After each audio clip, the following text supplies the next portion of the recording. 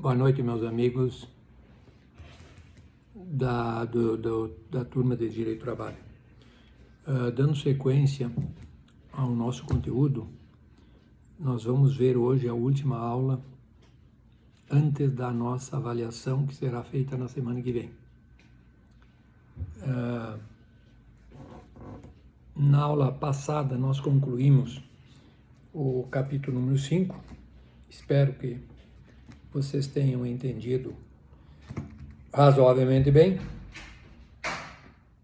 E agora nós vamos dar uma passada rapidinho no capítulo 6, que é curtinho e é fácil, e depois no 7, para nós fecharmos o nosso conteúdo para a avaliação da semana que vem.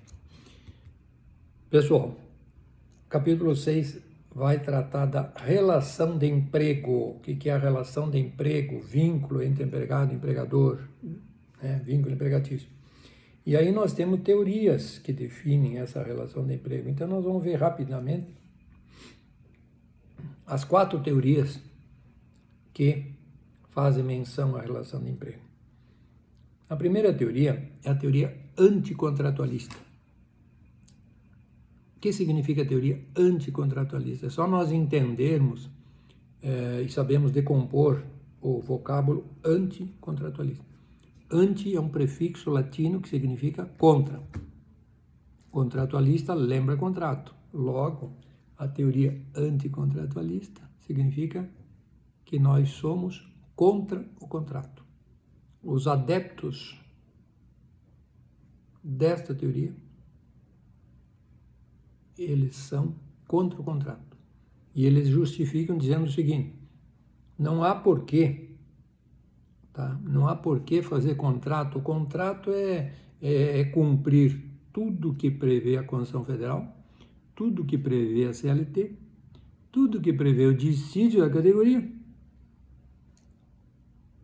em cumprindo rigorosamente essas determinações constitucional, legal da CLT e do dissídio da categoria, você está cumprindo o contrato de trabalho entre empregado e empregador. Então, os adeptos dessa teoria, eles são simplesmente contra o contrato. Dizem que o contrato é uma redundância, é dizer que vamos subir a escada para cima. Ou seja, fazendo o contrato, nós vamos escrever itens, cláusulas que estão na Constituição Federal, ou que estão na CLT, ou que estão no dissídio. Correto? Então é uma redundância, é copiar da Constituição, da CLT e do dissídio e botar no papel.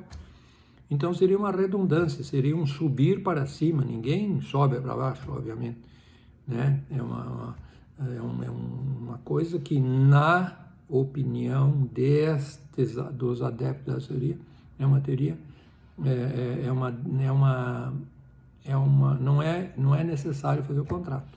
Basta iniciar o trabalho, vai, professor, se o cara trabalha de noite, meu amigo. A legislação determina, trabalhar à noite vai ter adicional noturno, correto? E se ele fizer uma hora extra, é óbvio que ele vai ter a obrigação, o direito de receber essa hora extra, e o empregador vai ter a obrigação de pagar. Então, teoria anticontratualista, nós somos contra o contrato.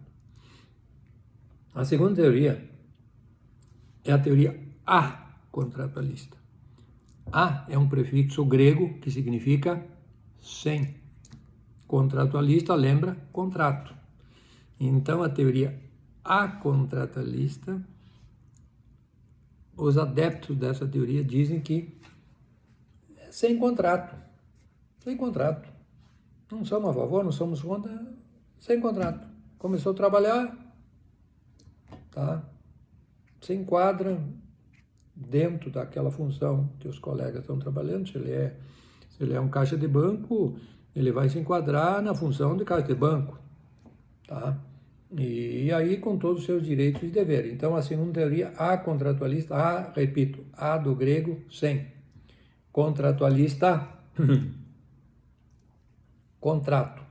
Os adeptos da teoria acontratualista, eles advogam a questão sem contrato. Enquanto que a anticontratualista, nós somos radicalmente contra o contrato. na anticontratualista. E a contratualista somos a favor sem contrato, tá? Depois nós temos a teoria contratualista, que é a nossa, tradicional, que em regra todo mundo, ou quase todo mundo fala, que é quando o empregado é admitido fazer um contrato. Prós e contras. Vamos aos prós. Os prós têm as suas vantagens. Registra efetivamente o sujeito começou a trabalhar hoje, o dia tal, no turno da manhã, o turno da tarde, especifica a função, porque amanhã depois ele poderá mudar de função, vai ser promovido, começou aqui, passou para lá, tem promoção, vai trabalhar neste ou naquele setor, naquela função, no salário e tal, e o empregado assina, sabe que assinou. Então tem as suas vantagens, E tem a desvantagem prevista na teoria anticontratualística. Nós vamos escrever lá, se o sujeito trabalhar à noite, vai ganhar adicional no turno, se trabalhar a hora extra, vai ganhar a hora extraordinária, e coisas que a rigor não precisaria escrever, que já estão na lei maior desse país, que é a Carta Constitucional, tá? Ou estão na lei infraconstitucional, que é a CLT, ou estão no dissídio da categoria, que as partes obrigatoriamente devem sujeitar-se a aquelas determinações constitucionais, legais ou do dissídio.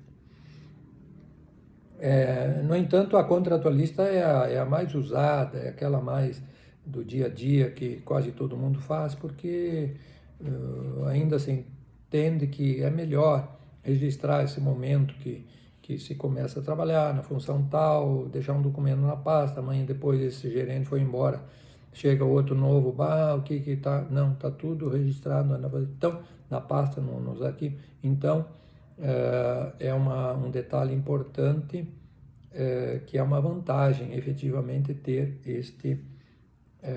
essa documentação pela teoria contratualista, que é a mais usada, que é a mais convencional.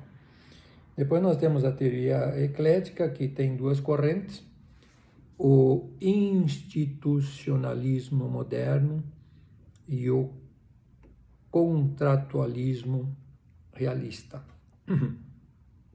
Vamos sintetizar essa teoria eclética dizendo o seguinte: com o passar do tempo, o governo se deu conta, o poder público, principalmente o poder público federal, que aquelas grandes empresas sérias, bem organizadas, que têm um plano de treinamento para essas pessoas, para os seus empregados, motivação, treinamento, elas acabam sendo uma espécie de uma instituição. O que é uma instituição? Uma instituição lembra algo superior, algo maior do que uma microempresa do fundo de quintal, que amanhecer, que foi criada ontem, talvez desaparecerá amanhã, entenda-se, o mês que vem, o ano que vem. Aquela empresa sólida, organizada, competente, que se preocupa com o empregado, com o meio ambiente, com a sustentabilidade, com os salários, os encargos sociais, os impostos municipais, estaduais, federais, alimenta o empregado, dá EPI, dá uniforme, dá assistência médica, dá lanche, Se entendeu, o governo se deu conta que, além do trabalhador estar empregado, ele está dentro não de uma coisa, desculpa a expressão, entre aspas, ele está dentro de uma coisa, de uma grande empresa séria, organizada, estruturada, grande em termo. A empresa pode ser pequena, pode ser micro, pequena, média. Isso não impede, ser pequena não quer dizer que não pode ser organizada. Então, o que acontece? O governo se deu conta que o empregado, estando, em primeiro lugar, trabalhando, estando trabalhando, não sobra muito tempo para pensar bobagem na cabeça, inventar doença, depressão, desânimo, se sentir inútil, inodoro, insípido, incolor, amorfo. Ele vai sentir uma pessoa, não, eu estou aqui intelectualmente concentrado, estou fazendo uma atividade que eu gosto, tá? me traz autorrealização além do salário. Então, em primeiro lugar, ele está ocupado, está ocupando a cabeça pensando coisas boas, que é o trabalho que dignifica o ser humano. Em segundo lugar, ele está recebendo, ele tem a carteira assinada, tá? Carteira assinada significa registrar o tempo de serviço para uma possível aposentadoria futura, tá? Carteira assinada significa fundo de garantia no banco. Se acontecer alguma coisa com o empregado, ele está sacando aquele dinheiro para sobreviver. Significa imposto de renda retido na fonte e pago para a Receita Federal. Significa INSS do empregado e do empregador recolhido para a Previdência. Significa esse empregado que está ocupado ali dentro da empresa, ele não está lá na fila do seguro-desemprego. Ele não está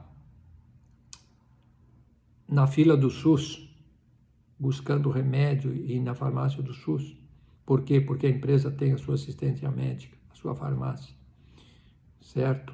Chegou o fim do mês, ele recebe o seu salário para viver com dignidade e pagar todas as suas dívidas, as suas contas, certo? Lá dentro da empresa ele tem, além do que eu lhes falei, ocupação, pensando, concentrado, pensando coisas boas.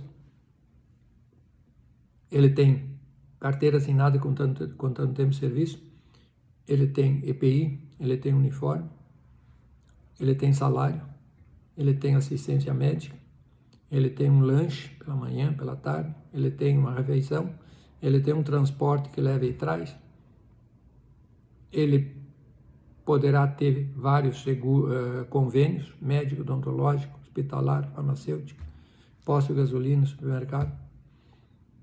Ele tem um transporte que o leva e traz, ele tem segurança. Meu Deus, quantas coisas boas. Tem motivação, tem perspectiva de crescimento, de ser promovido, tem treinamento interno, tá? Muitos órgãos aí que tem uma escola do Senai dentro da própria empresa. Isso é excelente. Forma o seu capital humano, tá? Com possibilidade de ascensão.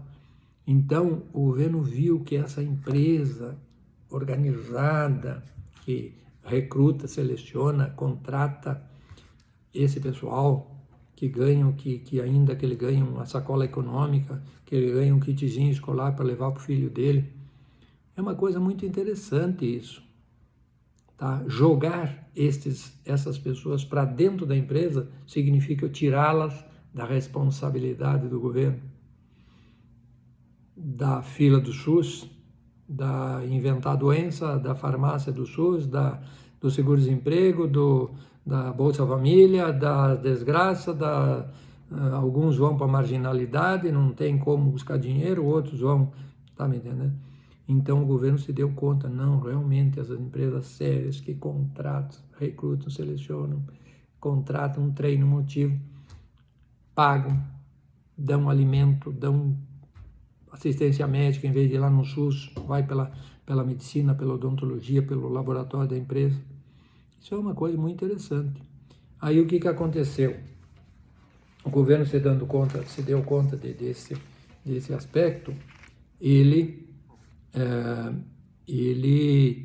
tem a intenção de jogar mais pessoas o máximo possível para dentro da empresa. O que acontece?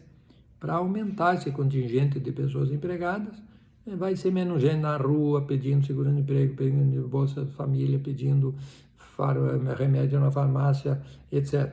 Então, o que aconteceu? Algum tempo atrás, a jornada de trabalho era 48 horas por semana. Passou para 44. Tem projetos em altas fases de andamento que vai estar trazendo essa jornada para 40 horas semanais. Qual é a consequência? No mínimo, mais 10% de empregados dentro da empresa. Porque baixamos a carga horária de 48 para 44 para 40. que é a tendência. Aí o governo pega mais 10% que estão na rua, a responsabilidade dele de pagar seguro-desemprego, e recruta, seleciona, e essas pessoas vêm para dentro da empresa. 10% a mais de empregados usufruindo de todas essas benesses, de todas essas variáveis interessantes que eu lhes falei. Tá? Quanto à hora extra, a hora extra uma época era 20%, passou para 50%, estudos adiantados nos mostram que ela deverá ir para 75%. Logo, se você ganha R$10 numa hora normal, você vai passar a ganhar R$17,50 a mais. R$17,50 essa mesma hora, se ela for extra. Sabe quem é que vai fazer hora extra nesse país? Ninguém. Nós vamos ter o produto aqui feito de dia, horário normal, custa 10. E o outro feito de noite, hora extra, vai custar 17,5. O consumidor vai fazer o quê? Ele não quer saber se foi produzido de dia, eu quero ver produto por produto, preço por preço, eu vou comprar aquele de 10, não é 17,5. Então ninguém de sã consciência vai fazer hora extra nesse país. O que vai acontecer? Vamos jogar mais 10% de desempregados para dentro da empresa. 10 mais 10 dá 20% de pessoas que estariam ali buscando alternativa, buscando seguro-desemprego, buscando R$600 na fila da Caixa Federal, buscando SUS, buscando remédio, buscando clínicas psiquiátricas porque estão deprimidos, e essas pessoas todas dão uma mudança radical e vão para dentro da empresa, onde existe ânimo, motivação, treinamento, competitividade, e você adere esse espírito. E se alguém tem um probleminha lá, uma unha encravada no pé, que de quando em vez dói, ele estando bem ocupado e concentrado, ele nem mais se lembra que tem uma unha encravada doendo. Tamanha é a motivação dele. Então isso é uma coisa muito interessante. Por isso, quando vocês ouvirem falar nessa empresa, instituição, nos lembra uma empresa séria, sólida, que respeita o empregado, que motiva esse empregado, que paga tudo em dia, que paga imposto, porque ela é uma célula muito importante, inserida no contexto social, ajudando o governo municipal, estadual, federal, nos impostos, na empregabilidade, na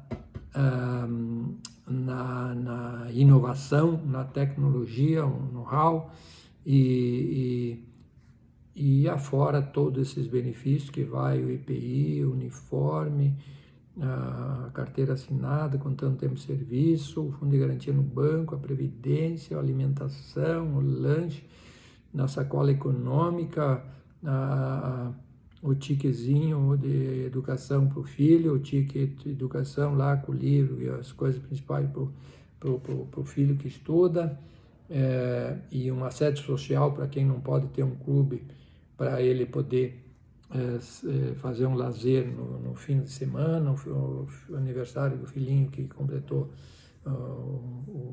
os anos.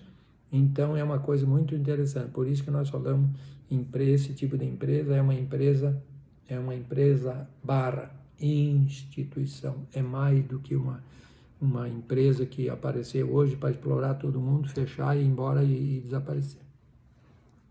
Ok, pessoal? Feita essa colocação rápida, leve, nós encerramos o capítulo número 6.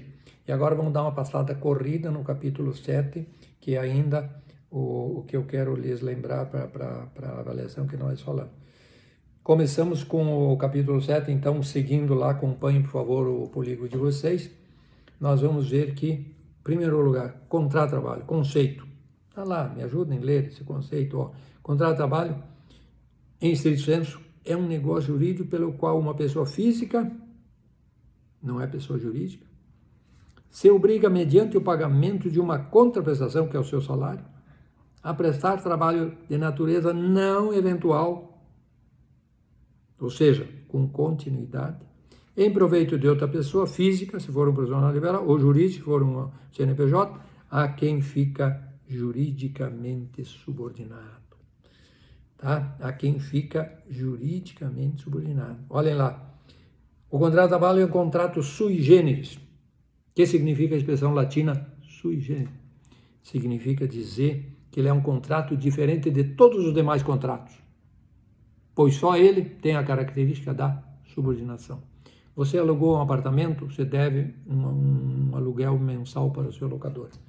Você comprou uma moto financiada, um carro financiado, você está devendo lá no banco uma prestaçãozinha da moto do carro. Mas você não está subordinado ao banco e você não está subordinado ao locador, correto? No entanto, o contrato de trabalho é o único contrato que ele é diferente de todos os demais contratos, pois só ele possui a característica da subordinação. Por isso que se diz que ele é um contrato sui generis. O que é a expressão latina sui generis? Diferente de todos os demais contratos. As características do contrato de trabalho. É um contrato de direito privado. Em tese, as partes juridicamente são iguais, embora só na teoria. Uma grande Gerdau, com todo o seu know-how, conhecimento, o seu império, vamos dizer que é igual ao empregado lá do interior de Sapucaia, semi-analfabeto, pai de 4 filhos, que precisa pão e leite e levar para casa alimento para o seu filho. São literalmente iguais? Sabemos que não são. Mas, em tese, legalmente, vamos dizer que são juridicamente iguais. Sinalagmático, quando surge a prestação de uma parte, serviço do empregado, paralelamente surge a obrigação da outra parte, que é o pagamento do salário, cujas prestações possuem a mesma valoração, possuem ou deveriam possuir a mesma valoração. Uma das maiores, pessoal, uma pena que nós estamos tendo essas aulas meio à distância, que eu adoro estar dentro da sala de aula e olhar para os olhos dos meus alunos e transmitir a ele todos a minha experiência. E aqui eu relato que uma das experiências que eu tenho, uma das maiores dificuldades que eu tenho em termos de, como especialista em capital humano, que eu tenho no meu dia a dia é, digamos assim, estabelecer exatamente um salário condizente com aquela função, né? Então, a regra é essa: trabalhos extremamente simplórios. Eu decidi que eu quero ser varredor da fábrica o resto da vida. Meu amigo, você vai ser piloto de vassoura, né? Não sonha com mais do que um salário mínimo da categoria, um pouco mais do salário mínimo, mais alguns adicionais. Não sonha muito mais que isso. Por quê? Porque você não está fazendo esforço intelectual nenhum. Você está fazendo um esforço físico.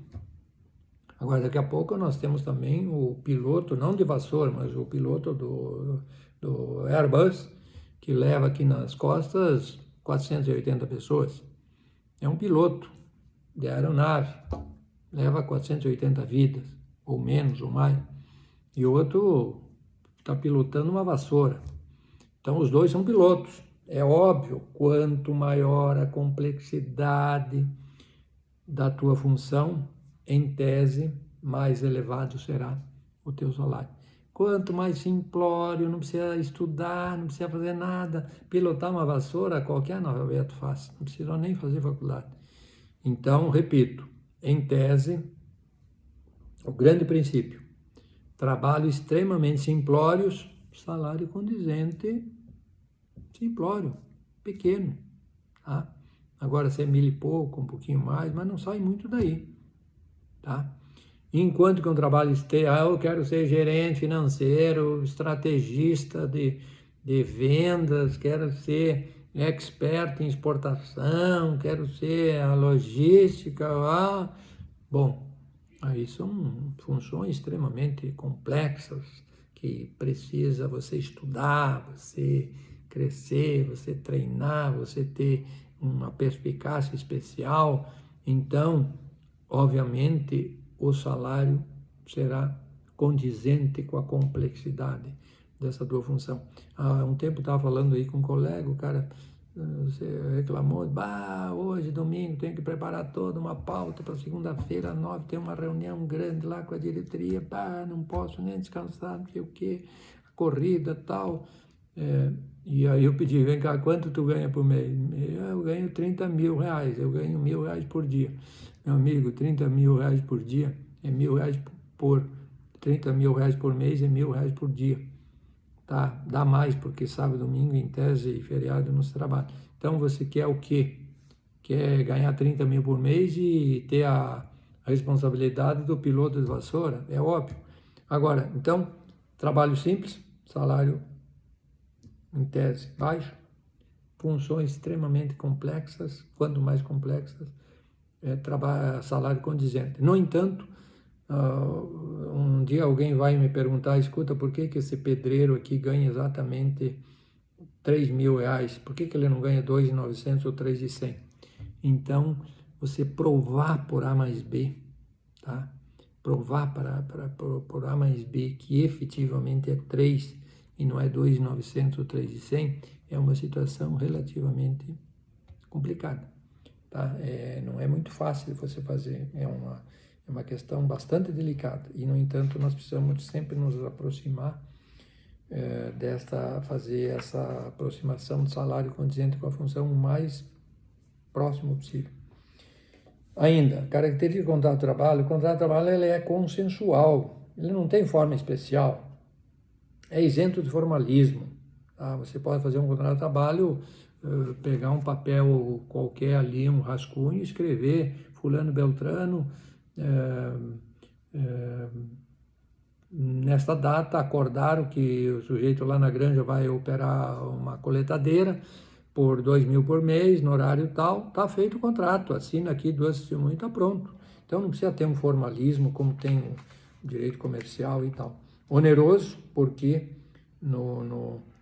onera as partes contratantes com um encargo. Obriga ambas a um compromisso. Serviço por parte do empregado e salário por parte do empregador.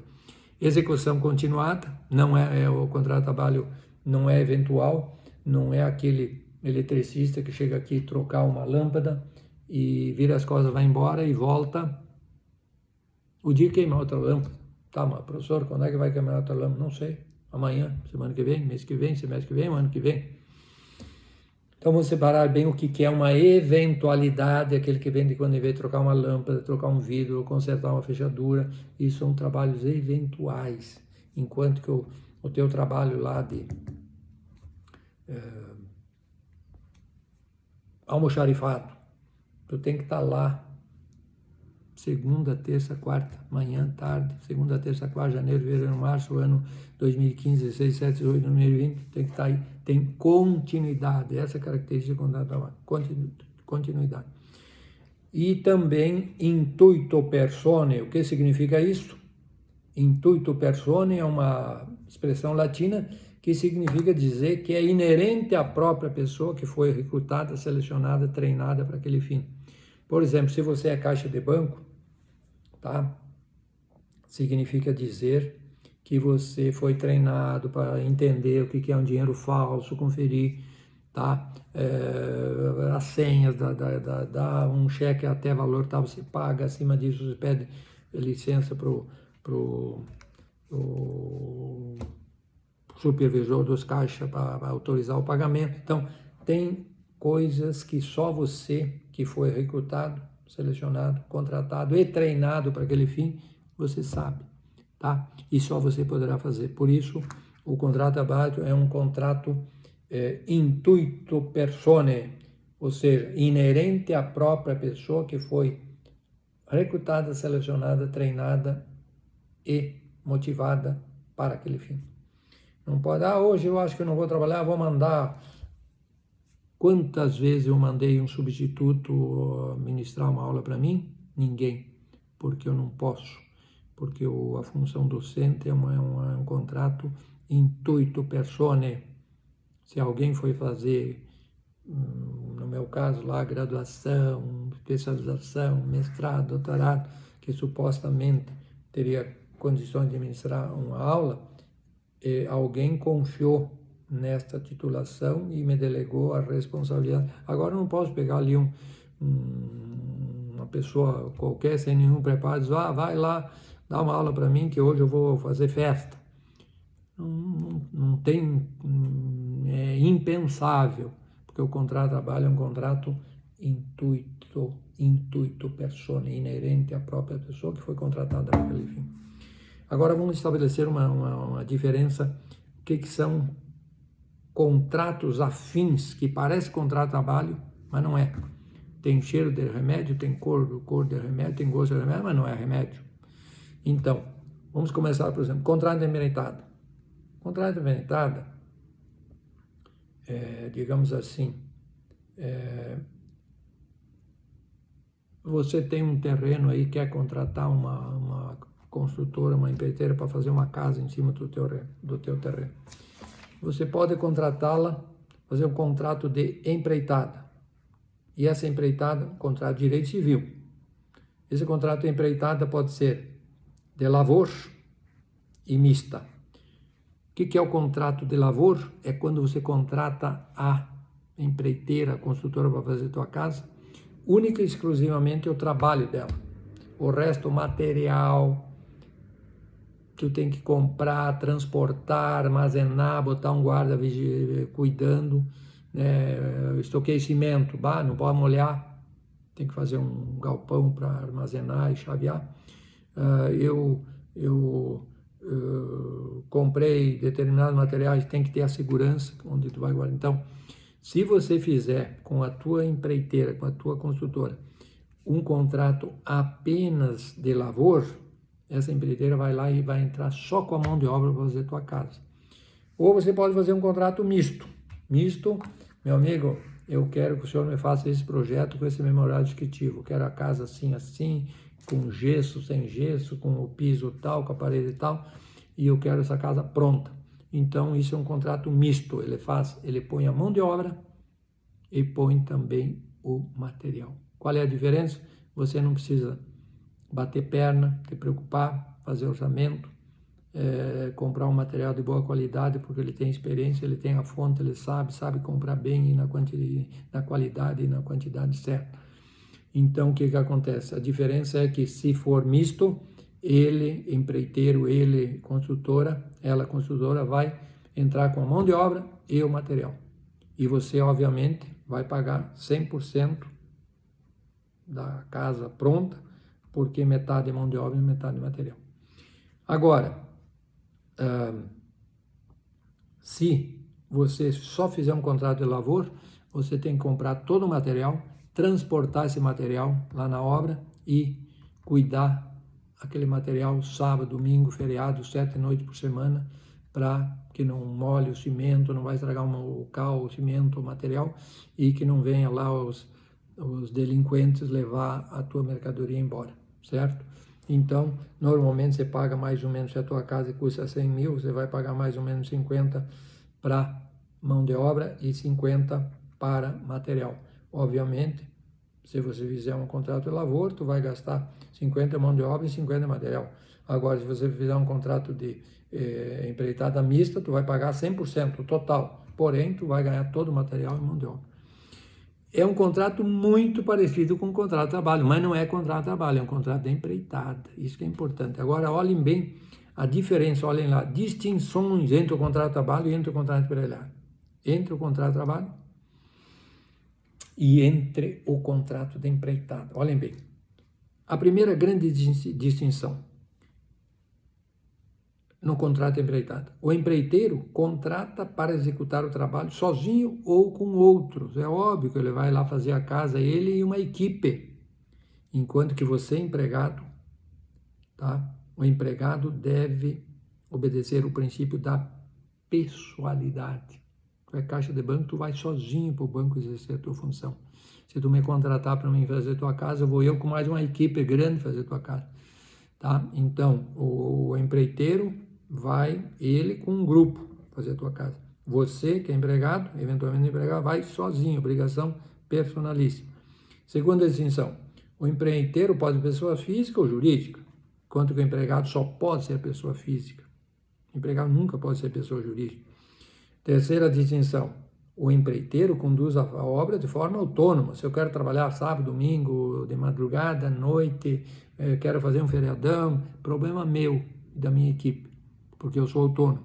Enquanto que o empregado conduz a obra de forma subordinada. O empreiteiro tem prazo fixo no contrato, lá diz que o dia 30 de dezembro tem que entregar essa casa pronta, senão vai ter multa, bababá. Enquanto que o contrato é empreitado, se hoje você tinha um monte de coisa para fazer, não terminou, deixou lá os dossiês jogados em cima da mesa, amanhã você retoma, não acontece nada, não paga multa, não tem nada, tá? Muito bem. A quinta distinção entre contrato de empreitada e contrato de trabalho. O contrato de empreitada é regido pelo Código Civil, se dá um desentendimento entre as partes que poderá ocorrer, e às vezes acontece, tá? Você pediu no chão um porcelanato de primeira linha, eu fui lá, botei um piso de quinta categoria, não cumpri o memorial descritivo, vai dar discussão. Então, é regido pelo Código Civil, tá? Enquanto que o contrato de trabalho é regido pela CLT, tá bem?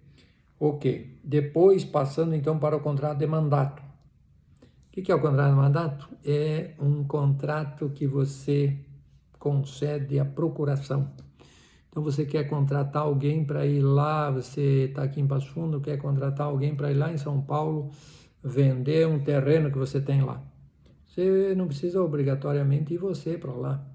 Uma pessoa da tua confiança, que pode ser um bom administrador, um gestor, pode ser um contador, um economista, um corretor de imóveis, um engenheiro, um arquiteto, um advogado da tua confiança, vai lá, vai vender o teu terreno. Então, tu vai fazer o quê? Dar uma procuração para ele vender aquele imóvel, no caso.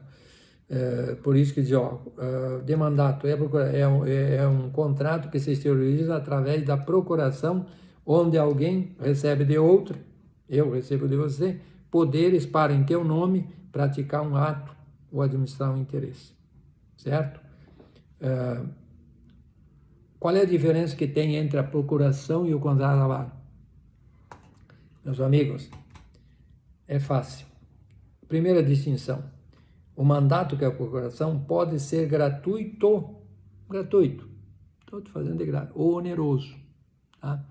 Se é para fazer uma coisinha simples aí, vem lá o meu professor, me faz isso aqui, pá, não precisa viajar, não precisa ter gasto, meu amigo, tá bom, tá feito aí, de graça, gratuito. Ou, tem que pegar o avião e ir para São Paulo, passagem, hotel, vender o terreno, não sei o quê, é óbvio que eu vou cobrar, tem despesa, tem um monte de coisa. Então, repito, o mandato, que é a procuração, pode ser gratuito, de graça, ou oneroso, pagamento. E às vezes pagamento pouco, médio ou muito, dependendo da atividade. O contrato de trabalho é sempre oneroso. No Brasil não se pode trabalhar de graça, eu já falei para vocês. Apenas o trabalho voluntário lá na instituição caritativa, filantrópica, que pode ser prestado de graça, sem pagamento. Em regra, trabalho com vínculo empregatício nesse país tem que ser pago. Correto? E lembrando ainda que o trabalho voluntário não pode ser prestado numa empresa que tem por objetivo fins econômicos, fins lucrativos. Trabalho voluntário só pode ser prestado naquelas instituições filantrópicas, certo? De cunho social, tá? Tipo lá uma PAI da vida, uma Santa Casa de Misericórdia, o hospital tal, a clínica dos dependentes, o lar dos idosos, a creche e tal. Então, essas instituições que você vai trabalhar como voluntário e, obviamente, não vai receber, tá? Porque é voluntário. Agora, se for trabalho normal, tem que ser pago. No mandato, a relação se opera do mandante, você que me deu a procuração, para o mandatário e para um terceiro. Sempre tem um trio, tá? Enquanto que no contrato de trabalho, essa relação é direta, empregado e empregador, acabou, não tem um terceiro no meio. O mandatário, se você me der uma procuração, eu represento o mandante, eu vou advogar os teus interesses, mas não me subordino a você, porque não é um contrato de trabalho. O empregado não representa o empregador e a ele se subordina, tá? O mandatário pode ser pessoa jurídica, físico ou jurídico, e o empregado só pode ser pessoa física, tá? As atribuições do mandato da procuração podem ser eventuais, vai lá, vende o imóvel para mim em São Paulo e acaba, ou permanente. Um grande diretor lá do Vale dos Sinos que foi passar uns 6 meses na Europa, nomeou alguém lá, deu procuração para uma pessoa da sua confiança e deu um mandato, deu um mandato permanente.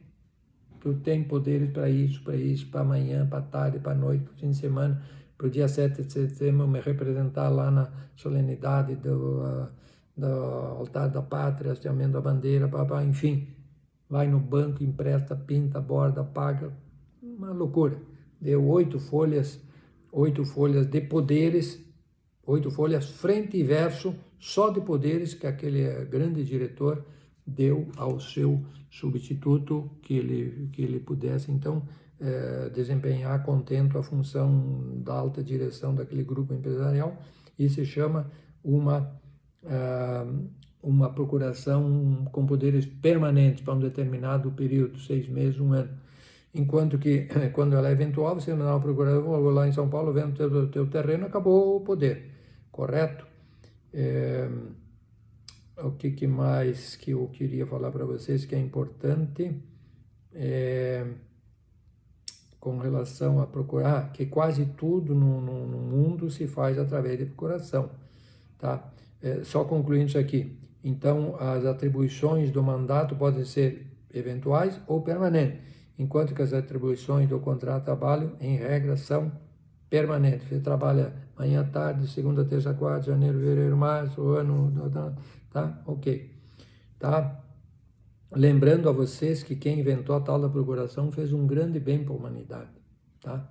Hoje quase tudo é possível ser feito através de procuração, até casamento se faz por procuração.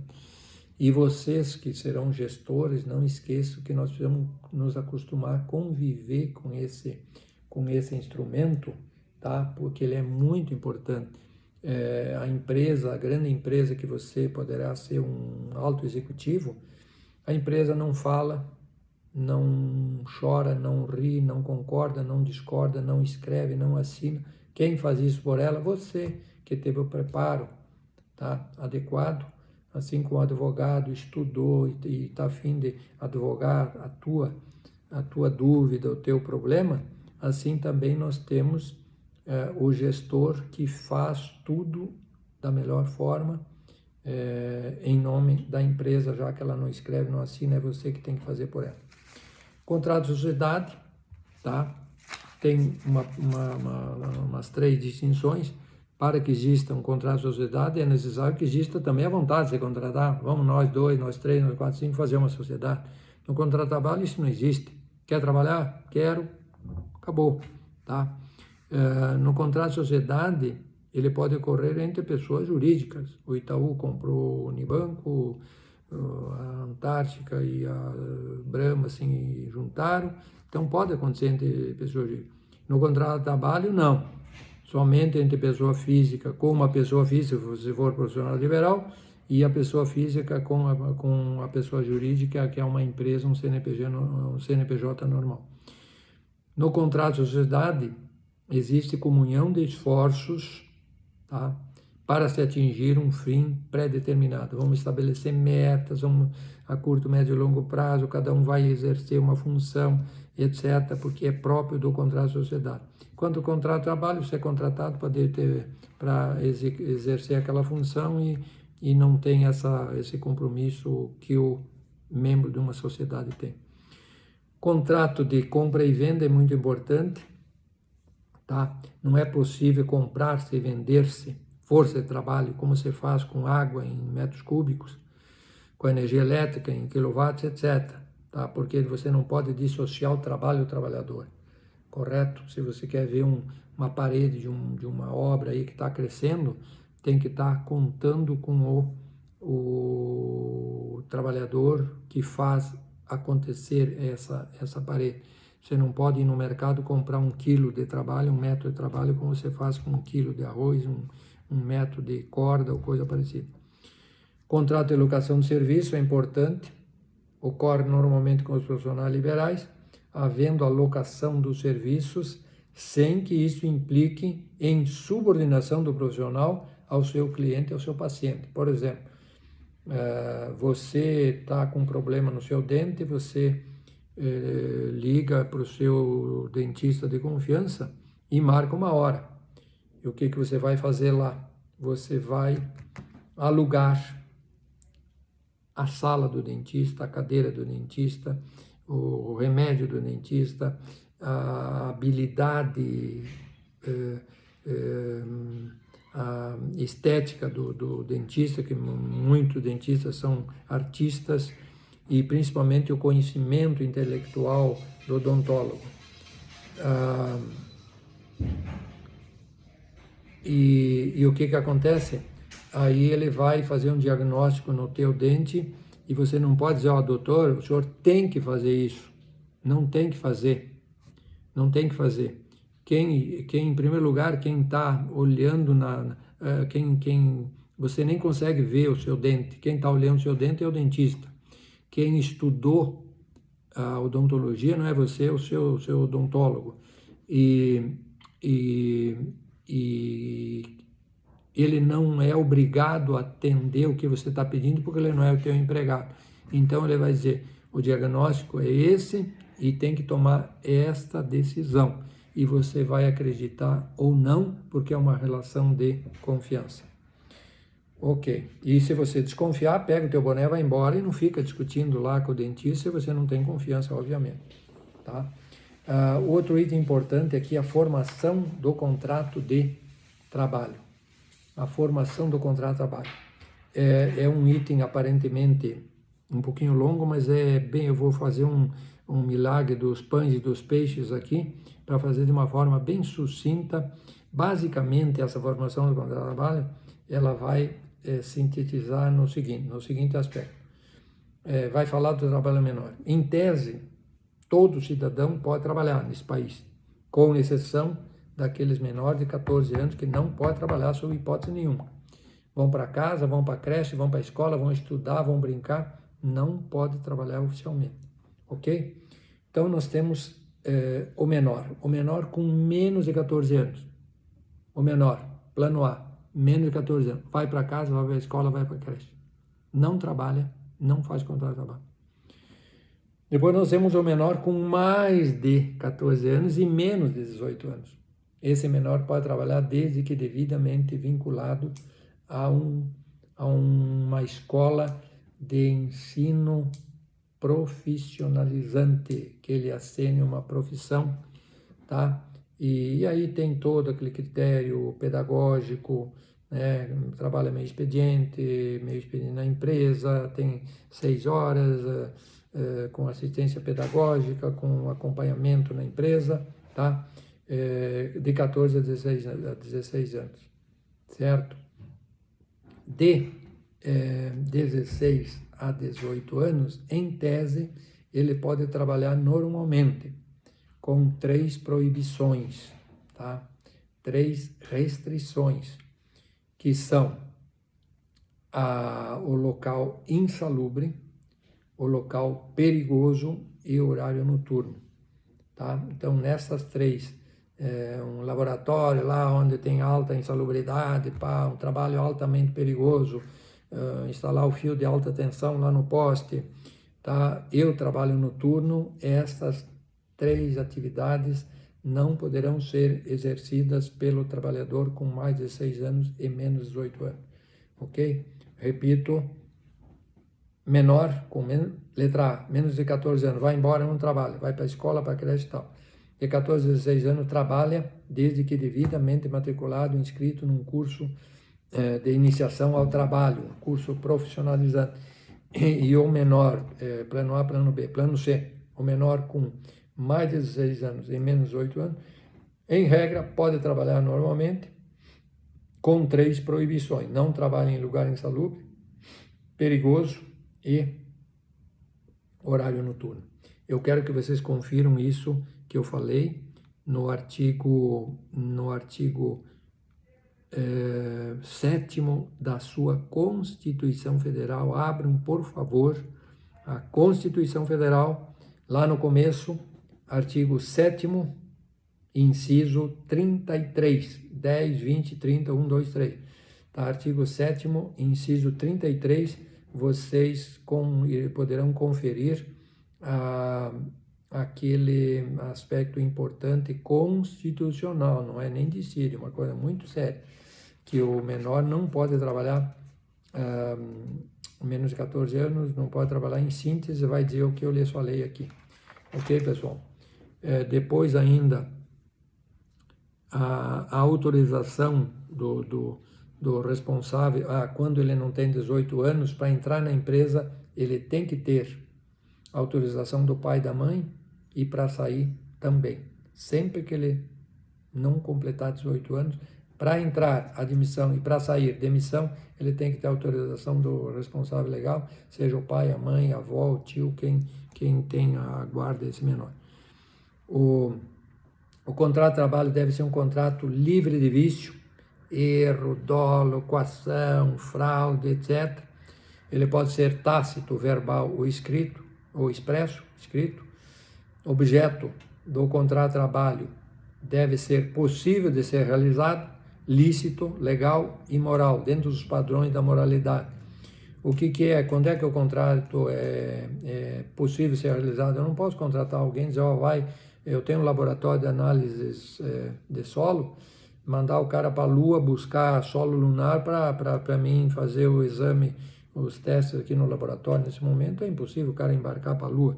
Lícito, legal. Eu não posso contratar o sujeito para ir contrabandear cigarro lá no Paraguai, que é uma atividade ilícita. Eu não posso expô-lo ao ridículo em aspecto de imoralidade dentro da empresa. A forma do contrato, o contrato, a princípio, é liberal, tá? Não tem uma forma muito rígida, e o distrato do contrato de trabalho está previsto no artigo 477 da CLT, e o contrato liberal no artigo 442 da CLT. Então, eu quero dar uma palavrinha rápida e depois vocês olhem, por favor, o artigo 477 da CLT. Aqui fala do aviso prévio, tá? O aviso prévio. Então, rapidinho, o aviso prévio pode ser letra A, trabalhado, ou letra B, indenizado. Trabalhado é aquele que a pessoa, conforme o nome está dizendo, ele passa o aviso prévio trabalhando. E em passando o aviso prévio trabalhando, ele pode escolher para descansar a última semana, trabalha 3 semanas normalmente como se não tivesse acontecido nada, e descansa a última semana e ganha o mês inteiro, as 4 semanas. Ou ele trabalha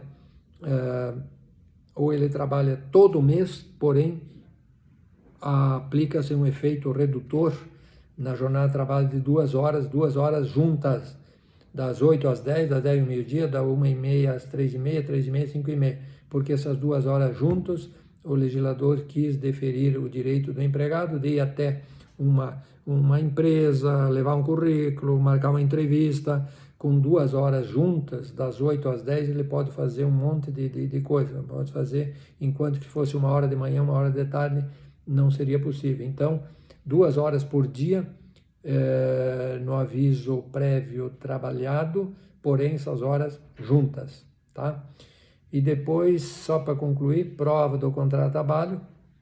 Se prova o contrato de trabalho através das anotações na sua carteira de trabalho e previdência social, as quais têm valor juris tantum. O que significa a expressão latina valor juris tantum? Isso está previsto no artigo 456 da CLT, que significa, a expressão latina valor juris tantum significa dizer que o que está lá na sua carteira, por princípio, tem credibilidade até prova em contrário. Se a tua carteira foi assinada dentro de uma lógica, começou lá como auxiliar de escritório, acabou lá como gerente, teve uma sequência lógica normal de ascensão, não tem rasura, não tem o que está lá, a Previdência tem como aceitável, como verdadeiro, tem valor jurisdicional, tem credibilidade. Caso você tenha toda uma confusão, perdeu a carteira, tem um monte de problemas, rasuras, etc., então aí, eventualmente, você terá algumas maneiras algumas dificuldades em comprovar esse tempo de serviço, enfim, poderá dar problema até na comprovação do tempo de serviço, principalmente aqueles trabalhadores mais antigos, quando ainda não estava tudo integrado na Previdência. Perdeu a sua carteira, assaltaram a sua bolsa, levaram a carteira, incendiou a casa, queimou a carteira, o que você faz? Você olha o artigo 456 da CLT no final, e aí você vai, o legislador delegou, diz, meu querido, agora dê um jeito, procure buscar de toda maneira imaginável possível documentos comprobatórios que convençam o legislador que você efetivamente trabalhou em tais e tais empresas, em tais épocas, em tais funções e tal, porque a carteira de trabalho é um documento muito importante que nós temos que ter um zelo especial para ele, tá? Ônus da prova incumbe sempre a quem alegar, tá? O João lá fez uma reclamatória trabalhista, alegou que trabalhava à noite. Quem é que está alegando que trabalhou à noite e que tem direito ao adicional noturno? O reclamante, o João. Quem é que vai convencer o juiz que não estava lá naquela noite para ver se era verdade que ele trabalhou à noite? O João terá que se munir de todas as provas possíveis em direito admitido para convencer o julgador, que é o juiz, que vai lhe dar o direito de receber um adicional noturno, se for o caso, já que ele trabalhou à noite e não recebeu o respectivo adicional de 20%. No entanto, é incumbência do reclamante. Quem é que alegou que fez a hora extra? O reclamante. A quem cabe o ônus da prova? Ao reclamante. Independente de prova, dois aspectos. Quando é um aspecto notório e de domínio público, tá? Me prova que Porto Alegre é a capital do estado do Rio Grande do Sul. Não se prova, todo mundo sabe, é de domínio público. Então, isso não precisa prova. Segundo aspecto é quando o reclamante faz uma alegação e o reclamado vem e confessa.